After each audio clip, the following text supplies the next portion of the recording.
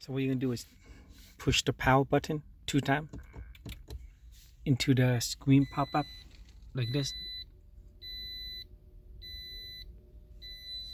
So now you look at the screen, it's a trip B. So what you want to do is go to trip A, right?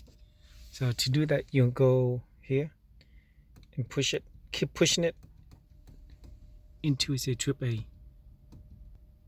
Okay, once you go trip A, leave it there. Now what you're gonna do is turn off the button, turn off the power. And you're going to hold the trip button down, and after that you're going to push the power 2 times. And keep holding it down, and you see it blinking. And that's it.